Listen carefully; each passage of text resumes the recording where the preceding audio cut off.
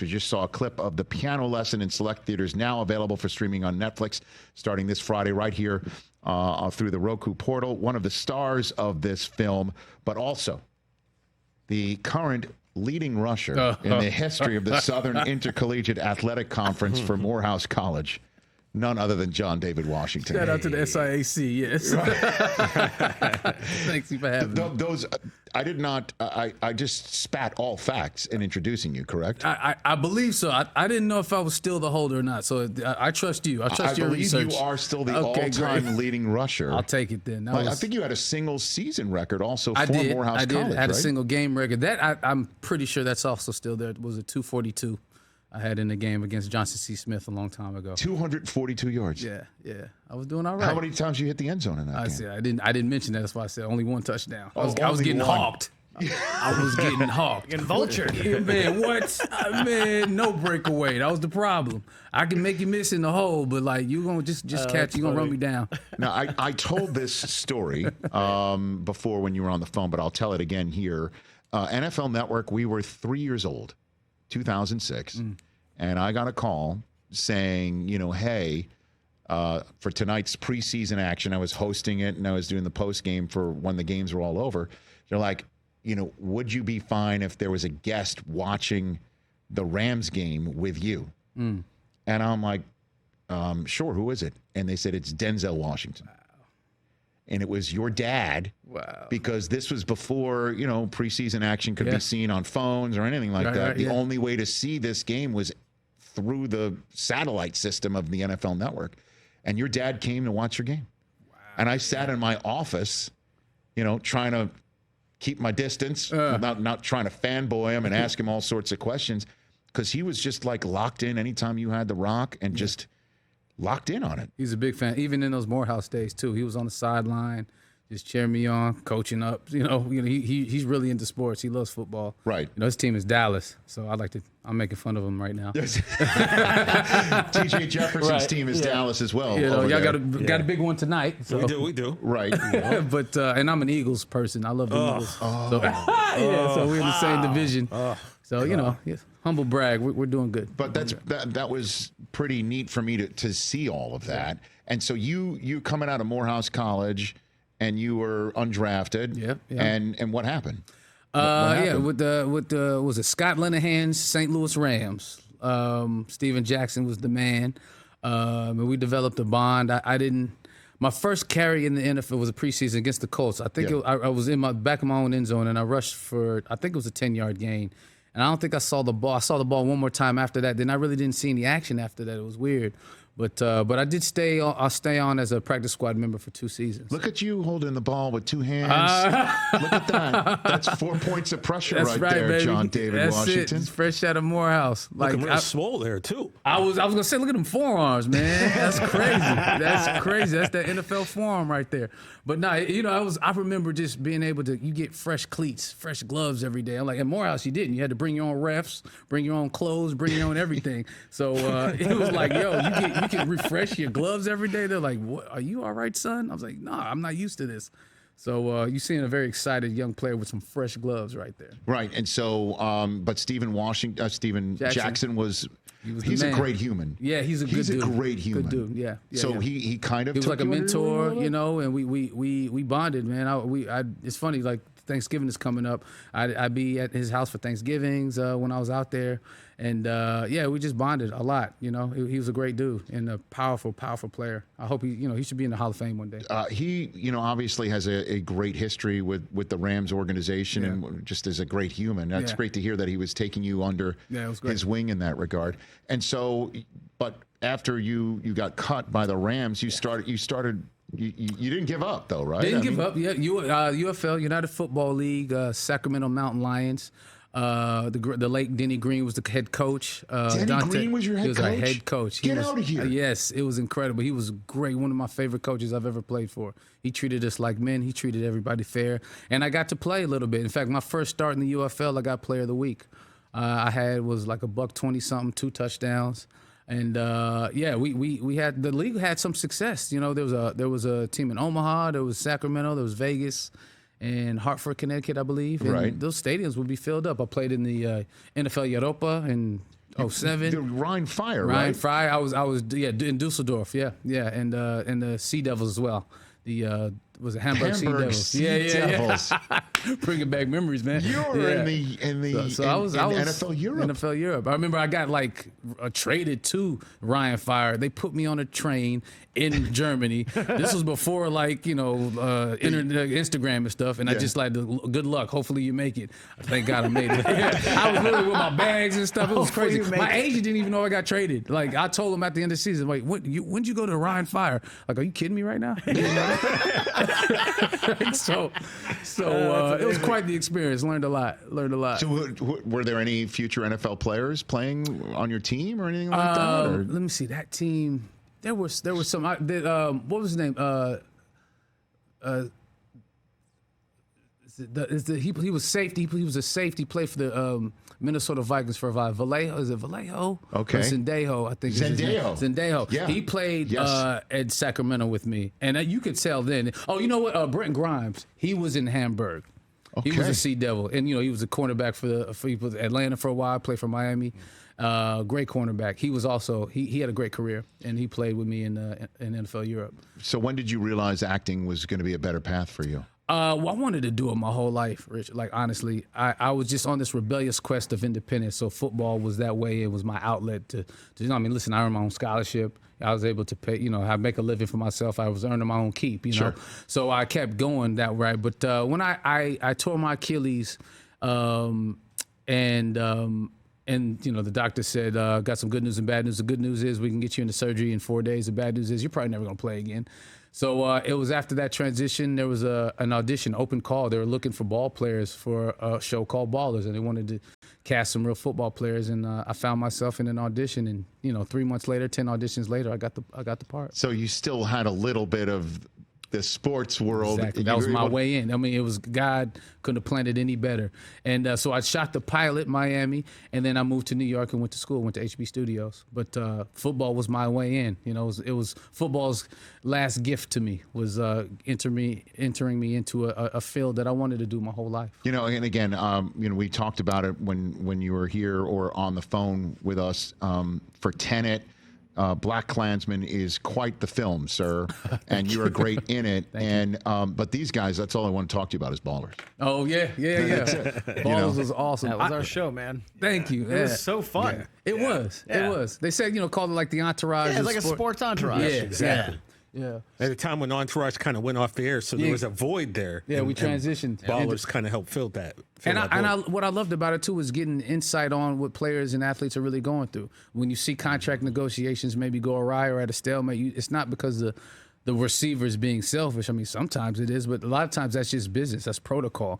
And you get to, get an in-depth look at what they go through, the kind of pressures that they're under week to week, Sunday to Sunday. I think it was a remarkable experience for me, and I love shooting Miami. It was great. Of course. And who are some of the players that you met? Oh wow! On the show. Oh man, there were so many appearances. Steven Jackson. Speaking of which, so he came out during the pilot. This is so cool. So Peter Burr, the great Peter Burr. I don't know. He's been on the show. He has been on this show. Yeah. Yes, of course. The great Peter Burr. He's a wildcat, right? Yes, he is. You know what I mean? He's yes. wild. I love him. Again, he ushered me into. He directed his pilot. So Steven Jackson just came out to Miami to visit me on set. I'm like, can you believe this? I'm doing this thing. Da da da. He came out, had his jewelry on and everything. Peter Burr was like, put him in the scene. He just put him in the scene, and he had him ad-lib talking about this elephant that he bought, this $250,000 elephant. Yeah. Tell him about the elephant you bought, Steve. And Steve was going with it. He was like flowing. Like, I'm 250. It was Omar Benson Miller, the other actor. Sure. We were having this whole. He's been here as well, right? Yeah. So it was this whole ad-libbed scene that was improv that Steve. So that was one of my favorite. I think he did a great job. He was great. People have come up to Steven Jackson in his life thinking he really did have a $250,000 elephant. Yeah, I mean, it was believable. I was like, I don't remember seeing it in St. Louis. Maybe it was in Vegas. Because, man, he was believable. And what was amazing about it was that he wasn't planning on being in the scenes. Peter just threw him in, and he was sharp. He was ready to go. So that was great. That's fantastic. John David Washington here on the Rich Eisen Show. The Piano Lesson in select theaters now, available for streaming on Netflix this week on Friday, November 22nd. Yeah. Let's talk about this. It's pretty wild in the fact that this is a Pulitzer Prize winning play that when it was on Broadway, directed by Samuel Jackson's wife. Yes, Latanya Jackson. Okay. Yeah. And the now, revival. Yeah. Right. And now you are in the film portraying the character that Samuel Jackson first played when it was on. I was performed in Yale. Yeah, Yale. Right? Exactly. Yeah, 1987. And now you're playing this role. He's in the film that's directed by your brother. Right.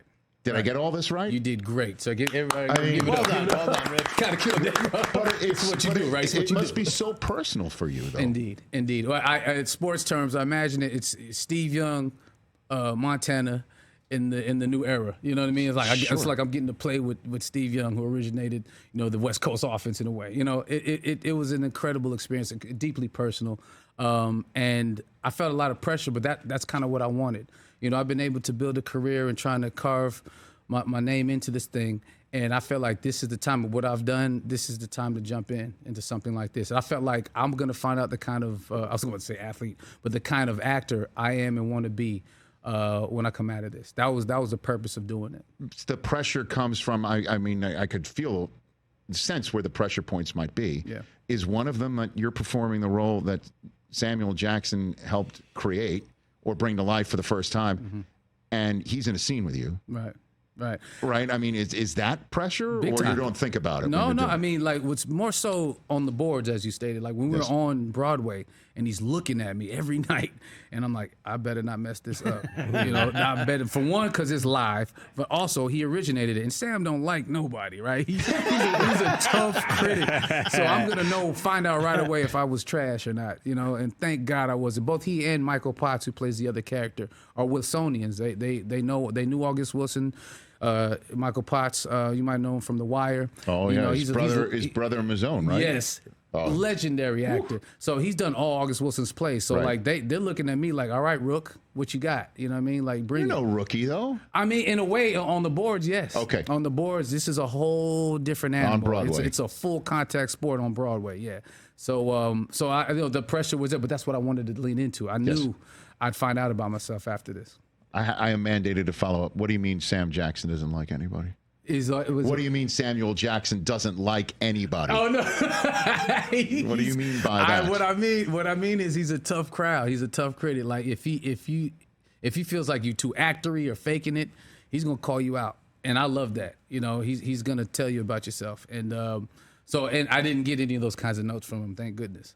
So he was very supportive, and we were rolling. It felt like a real uncle-nephew relationship, both with he and Michael Potts. And so how do you feel having somebody who's performed this on Broadway, now doing it in film? How do you feel it has translated to the screen? Beautifully. I feel like I earned his trust, and when you can earn OG's trust like that, legendary people's artists' trust like that, you're free to try anything and go for it. Your confidence is at an all-time high. So it was a seamless transition. What's it like being directed by your brother? Man, honestly, I wasn't really looking at him as my brother. This is a director. He's an incredible filmmaker. Older or younger? He's younger. Okay. I mean, in age, but in wisdom, he's beyond his years.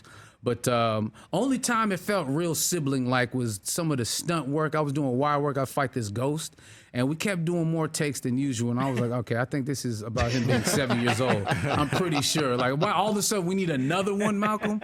No, we just didn't get it. Like, see, there you go. And so he was beat, because I'm getting beat up in that scene. So, right. So he was loving that. And so your dad is also a producer of the film as well, My right? dad and my sister. So, okay, was everybody ever on the set all at the same time? Yeah, they were all there at one time. Pressure too. You better, well, you talk about the pressure points. That was another one, but this is what I wanted to lean into. And I must say, I've worked with my sister Katya before. She produced a movie I did called Malcolm and Marie, came out a couple years ago. So I was familiar with our working relationship, but with my father it was an interesting one. But again, knowing that Sam Jackson is there, Michael Potts is there, if I got their respect, then I can do it. But this was the challenge. This is why I went for it. Does your dad give you advice on this run, or you don't seek it, or what's your relationship like with him? I mean, yeah, advice in that don't mess this up, because he's producing. That sounds like fatherly advice. You know what I mean? Like tough, like Denny Green, tough coaching. You know what I mean? Just we were who they thought they were. We let him off the hook. He is who we think he is. Okay. So I got a couple more questions for you here, John. So what's your first memory where you were on a set or anything like that? What's your first moment where you're like, okay, this is life. This is my family. This is what I got. Great question. Thank you for that. There's a great memory I have. Now you don't just run 40s. You ask great questions. You know what I'm saying? Okay. Do you stretch before the 40s? Absolutely not. I stretch before asking questions. Risky. Oh, professional. Well done. But it's risky, yeah. Risky, brother. I mean, as we get more mature, you need to. I appreciate you using that word as opposed to ancient. Well, Thank you. You've heard that before. But the memory I've had, this was he did a film called Glory, one of my favorite films of all time, right? He plays the character Trip. And I was on set for the big battle scene, this battle sequence, directed by Ed Zwick. So we were, I guess, in Video Village or somewhere off in the distance when we're seeing all these fireworks and loud noises go off. And I just remember him coming from the ashes and he appeared and he said, "John David, you want to come and see the set?" And I geeked up. I was like, "Oh my God." And I looked at my mom. She said, she gave a slow no. And I was devastated. I was like, "Oh my God." I couldn't believe I got to, but that, I just love, that's one of my first memories of being on the set on Glory. But I love that film. I love that character. I knew every line of every character's, every line of every character in that film. Morgan Freeman slapping my dad, but they bonded afterwards. It was great in the film, not in real life. Yes. but being on set for that movie, and I just remember he looked so heroic coming out the ashes and asking me if I wanted to go check out the set. I'll never forget that. Now, your mom said no because she didn't feel you were ready for Civil War carnage? That's a good question, because I definitely saw the movie. Pops was getting whipped, people dying and stuff. I saw the movie, but she wouldn't let me see. Yeah, I don't know why she said. I should ask her about it. It's Thanksgiving coming up. I'll ask her. I never thought to ask her why she said no. She'll probably deny it. She'll probably say, "I didn't say no, John David." That's probably what she'll do. I don't want to get involved. Yeah, look what you done started. And this is the movie. God. This is piano lesson, family disputes right there. You done started something, man. I don't want to get involved. Yeah, you are involved, sir. I'm in it now. Yeah. Before I let you go, Eagles going to the Super Bowl this year? You better believe it. You better believe it. Is that even a question? Yes. You see us out here, we're gelling at the right time. So I'm a little worried about that Detroit team, though. Now, you an Eagle fan? Why are you an Eagle fan? Just because your dad was a Cowboy fan? No. It is not that deeply rooted in. No, it's more about Randall Cunningham. Growing up, I never seen a ball player at that position look like me, play that position the way he did. To me, he revolutionized it. I wanted to be him growing up. I mean, he's everything. If I were ever to receive an award, I'd want him to present me. You know what I'm saying? I hold him that high. No kidding. He on the pantheon of greats. He's amazing. So seeing him in the way he looked, there might be footage out there, NFL films. My father was shooting a movie called Philadelphia at the time, and we got to go to a game, and we hit the sideline, and he's telling me about the importance of having a glove and a towel, and you just see me with some big teeth, little face, saying, okay, yes, just agreeing to everything, wide-eyed, because this was my hero as Giant, and my dad introduced me. So it was a great memory of that, too. So that moment where he took that hit from Lawrence Taylor, stayed on his feet, kept going, that's... Oh, yes, man. That famous moment. Yes, that's but where even he got you. Even just some of his pocket presence stuff, the way he'd open up like an eagle and deliver the ball to a Fred Barnett or whoever. I loved him. I just never seen anything. I was playing him in Tecmo Bowl. I played with him, as him. Nice. I just loved everything about him. So that's why I love the Eagles. It's funny because I'm from L.A., but anytime they were on, or at least catch highlights, and we could never get past Aikman and company. We could never beat the Cowboys, but I loved them. Yeah. I know, and they're coming Sunday night. They're in town. Eagles are coming in. Yeah, Rams Sunday Night Football. Oh really? Yeah. See, I didn't even see. Dang. So I don't know if you're sticking around. I think they're coming in. I think I'm gonna be on the East Coast by then. You too much work. Darn, excuse me, darn. It's all good. No, it's all good. John David Washington, The Piano Lesson in select theaters now. Check it out. Great film, great story. Obviously, Pulitzer Prize winning play available for streaming on Netflix starting on Friday. Anytime. Please come back. Thank you. I had a good time. Awesome. Same here. Catch The Rich Eisen Show every single day on the Roku Channel, 12 to 3 Eastern for free.